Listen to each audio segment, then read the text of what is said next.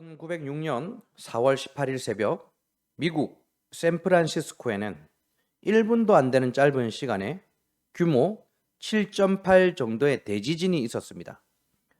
건물들이 과자 박스처럼 무너지고 가스관이 터져서 사흘 밤낮으로 불바다가 되었습니다. 샌프란시스코는 거대한 잿더미가 되어버렸던 것이죠. 그 잔해 앞에 서 있던 사람들은 절망할 수밖에 없었습니다. 자신들이 평생 쌓아왔던 것들이 한순간에 무너져 버렸지 않습니까? 그런데 여러분, 나중에 역사가들이 이 사건을 어떻게 기록하시는지 아시나요? 당시 샌프란시스코는 겉만 화려했지 도시 전체가 화재에 취약한 낡은 목조 건물들이 빽빽하게 들어차 있는 구조였다고 합니다. 불만 나면 대형 화재로 이어질 수 있는 시한폭탄 같은 곳이었던 것이죠. 그러니까 그냥 놔뒀으면 언제든 더 끔찍한 비극이 터질 운명이었던 것입니다.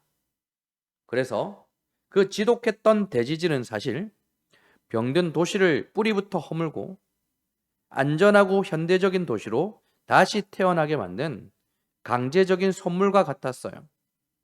재난이라는 불청객이 도시의 이름을 멸망에서 개혁으로 바꾼 것입니다. 오늘 우리가 본문의 말씀을 통해 만날 야곱에게 샌프란시스코에 있었던 대지진과 같은 아픔이 찾아옵니다. 하나밖에 없는 딸 디나가 끔찍한 수치를 당했었죠. 분노한 아들들이 세겜 사람들을 몰살시키는 끔찍한 일을 저질렀어요. 야곱의 안전한 일상이 언제 당장 보복당할지 모르는 지옥으로 변해버린 거예요. 바로 그때 오늘 하나님은 야곱에게 베델로 올라가라 라고 말씀하시죠.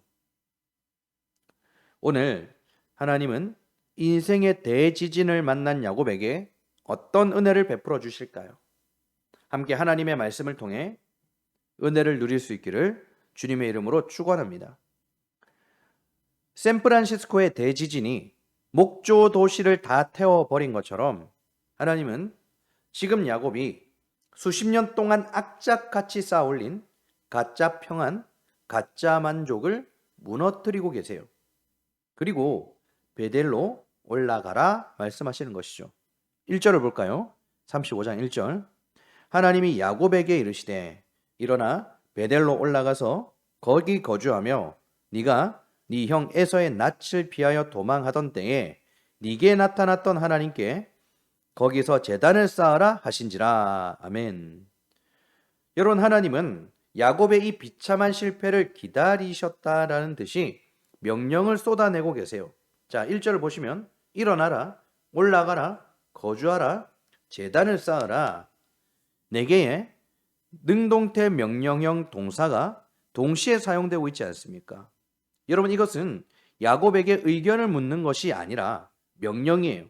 자, 바로 이때 야곱이 가족들을 모읍니다. 2절을 볼까요? 야곱이 이에 자기 집안 사람과 자기와 함께한 모든 자에게 이르되 너희 중에 있는 이방 신상들을 버리고 자신을 정결하게 하고 너희들의 의복을 바꾸어 입으라. 아멘. 여러분, 야곱은 야복강에서 하나님의 천사와 씨름을 하고 이스라엘이라는 이름을 얻은 사람이죠. 그런데 이런 언약의 당사자가 여전히 자기 장막 안에 우상 물건들을 품고 있었던 것입니다. 하나님을 믿는다고 하면서도 여전히 내 일생의 안정과 풍요를 담보하기 위해서 드라빈 같은 부적을 주머니에 넣고 다녔던 안타까운 모습인 것이죠. 자, 우리는 하나님 한 분만으로 충분하다라고 고백은 하지만 실상은 하나님뿐만 아니라 우상을 슬쩍 더하는 이것 아니면 저것이라는 종교성을 가지고 있습니다. 하나님도 믿지만 돈도 필요하고, 하나님도 믿지만 노후도 안정되어야 되며, 하나님을 믿지만 자녀들의 성적도 무시할 수 없어. 이런 마음요. 그런데 오늘 야곱이 무엇을 깨달았는지 아십니까? 야곱은 지금 그 썩은 동아줄들을 다 끊어내야만 베델에 올라갈 수 있다는 것을 비로소 깨달았던 거예요. 그래서 야곱은 이방 신상들과 귀고리들을 가져다가 세겜 근처 상수리 나무 아래 묻어버리죠. 당시의 배경으로 보면 이건 엄청난 사건이에요. 당시는 상수리 나무에 이방 신들이 임재한다라고 믿었던 그 상수리 나무는 아주 신성한 장소였거든요. 야곱은 지금 우상을 그냥 버리는 것이 아니라 우상들의 성소 아래에 우상을 매장한 거예요. 상수리 나무를 우상들의 무덤으로 만들어 버린 것이죠. 오직 하나님만이 유일신이라는 단호한 믿음의 결단을 보여준 거예요.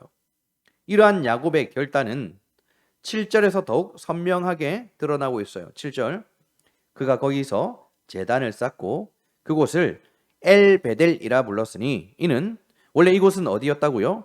그의 형의 낯을 피할 때에 하나님이 거기서 그에게 나타나셨음이더라. 아멘. 야곱은 이곳을 엘베델이라고 불렀다라고 하죠. 과거 28장에서 야곱이 그곳에서 하나님을 처음 만났을 때 그곳을 그는 그저 베델, 즉 하나님의 집이라고 불렀어요. 그때 야곱에게 하나님은 어떤 존재였죠? 나를 지키시고 먹이시면 여호와가 나의 하나님이 될 것입니다 라며 하나님을 거래 대상으로 여겼지 않습니까? 그래서 야곱에게 베델은 하나님의 임재보다 하나님이 주시는 축복, 보상에 더 의미를 주었던 이름이었던 거예요. 그런데 오늘 야곱은 베델이 아니라 엘베델, 하나님의 집의 하나님이라 부릅니다. 이제 야곱의 시선은 하나님이 주시는 선물이 아니라 그 선물을 주시는 하나님에게로 시선이 옮겨진 거예요. 하나님의 집에서 주인은 야곱이었습니다. 그러나 엘베델, 이제는 하나님의 집 주인이 하나님이신 거예요. 야곱은 이제 하나님의 집에서 자신에게 떨어질 이득만 생각하는 것이 아니라 그 집에 거하시는 인격적인 하나님 한 분만을 목적으로 삼기 시작했다라는 것이죠. 이게 바로 엘베델입니다. 엘베델. 여러분, 이건 마치 출애굽기 3장에서 모세가 떨기나무 불꽃 가운데 하나님을 만났을 때와 비슷해요. 처음에 모세에게 그 불은 신비한 물이었지만 하나님은 그곳을 거룩한 땅이라고 명명하셨죠. 야곱은 이제 엘베델의 하나님을 믿습니다. 그랬더니 이제부터 야곱에게 보이는 특징들이 보여지고 있어요. 그것은 바로 거절한다라는 것입니다. 여러분, 야곱은 오늘 철저하게 거절하고 있어요. 죄와 사망의 권세를 거절합니다. 8절을 보시면 리브가의 유모 드보라가 죽습니다. 그리고 숨 돌릴 틈도 없이 19절로 가면 야곱이 자기 목숨보다 사랑했던 아내 라헬이 아이를 출산하는 중에 죽음을 맞이하게 되죠. 설상가상으로 22절을 보시면 장자 르우벤이 아버지의 첩 비라의 침상에 올랐다는 끔찍한 폐륜이 벌어집니다. 당시 배경으로 보면 이것은 아버지의 권위를 무력으로 짓밟고 내가 차기 지배자로서 권력을 가져야겠다라는 정치적 반역 행위였죠. 자, 이제 우리가 이 사건들을 하나하나 한번 봅시다. 라헬이 피를 흘리며 죽어가는 마지막 순간입니다. 18절, 그가 죽게 되어 그의 혼이 떠나려 할 때에 아들의 이름을 베노니라 불렀으나 그의 아버지는 그를 베냐민이라고 불렀더라. 여러분, 라헬은 죽기 전 자신이 낳은 아들의 이름을 베노니라고 불렀어요. 베노니, 슬픔의 아들이라는 뜻이에요. 라헬은 아들을 낳는 것에 집착했죠. 죽기 전에 그토록 바랬던 아들을 낳을 때 그것이 오히려 자신의 목숨을 앗아간 저주이자 비극이라는 것을 깨달았던 거예요. 그래서 슬픔의 아들이라는 베노니라는 이름의 뜻에는 라헬의 절망과 슬픔과 후회가 담겨 있는 이름인 것이죠. 그러나 야곱은 달라요. 야곱은 피투성이가 된 아들을 끌어안고 아내가 남긴 절망의 이름을 거절합니다. 그리고 그 이름을 베냐민이라고 부르죠. 오른손의 아들, 즉 능력의 아들이라는 이름의 뜻으로 그 자리에서 이름을 얼른 바꾸어 버립니다. 장자 르우벤의 폐륜적인 타락도 마찬가지예요. 야곱은 침묵해요. 22절입니다. 이스라엘이 그 땅에 거주할 때에 르우벤이 가서 그 아버지 첩 비라와 동침함에 이스라엘이 야곱이 일을 들었더라. 여러분, 야곱은 르우벤이 어떤 일을 저질렀는지 들었어요. 알고 있었습니다. 분노했을 거예요. 그러나 야곱은 침묵을 택했습니다. 왜냐하면 자신이 심판하기를 거절한 거예요. 르우벤은 야곱의 침묵 속에 자신의 범죄가 덮어졌다라고 착각을 했겠지만 훗날 야곱의 입을 빌려 자녀들을 축복할 때 하나님은 르우벤의 죄를 정확하게 소환하여 그의 장자권을 영원히 박탈해 버리셨습니다. 사랑하는 여러분, 우리의 삶에도 이와 같은 비극과 상실, 이런 억울함이 찾아오지 않습니까? 내가 그토록 애쓰고 밤낮으로 기도하며 바랬던 일들이 오히려 나를 찢어놓는 배논이 슬픔으로 돌아올 때가 있어요. 갑작스런 건강의 상실, 벼랑 끝에 몰린 재정의 위기, 내 마음대로 되지 않는 자녀 문제, 혹은 믿었던 사람의 배신. 그때 세상은, 죄와 사망의 권세는 우리를 향해 조롱하듯 말하죠. 너 인생 이제 끝이다. 너에겐 절망뿐이고 너는 실패자다. 우리의 삶에 베노니라는 꼬리표를 강제로 붙이는 거예요. 억울한 일이 얼마나 많습니까? 루벤처럼 내 자존심을 짓밟고 나를 무시하는 사람들을 만날 때면 참을 수 없는 그런 분노를 느끼게 됩니다. 그러나 여러분, 우리는 그때마다 거절해야 되는 거예요. 거절.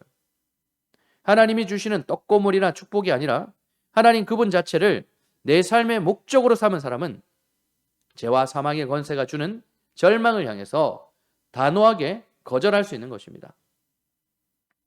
오늘 엘베델의 야곱을 보십시오. 피투성이가 된 아들을 안고 아내가 남긴 슬픔과 절망의 이름을 단호히 거절합니다. 아니다. 내 삶은 슬픔으로 끝나지 않는다. 이 아이는 베냐민, 능력의 아들이다라는 거예요. 자신의 결론은 세상의 조롱이나 실패로부터 찾는 것이 아니라 오직 살아계신 엘베델의 하나님만이 지으실 수 있다라는 위대한 신앙의 선포인 것입니다. 믿음의 생각으로 믿음의 말을 한 것이죠. 자신을 짓밟은 장자 르우벤 앞에서도 마찬가지입니다. 직접 칼을 들고 심판자가 되려는 교만을 거절한 것입니다. 분노와 화를 거절했습니다.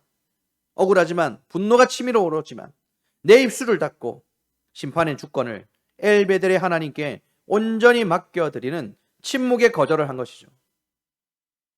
오늘 이 시간 나를 지켜주시는 하나님을 믿어보겠다라는 조건부의 배대를 넘어 나를 살리시고 회복시키시는 주권자 하나님 그분만을 구하는 엘베델로 올라설 수 있기를 우리 주님의 이름으로 축원합니다.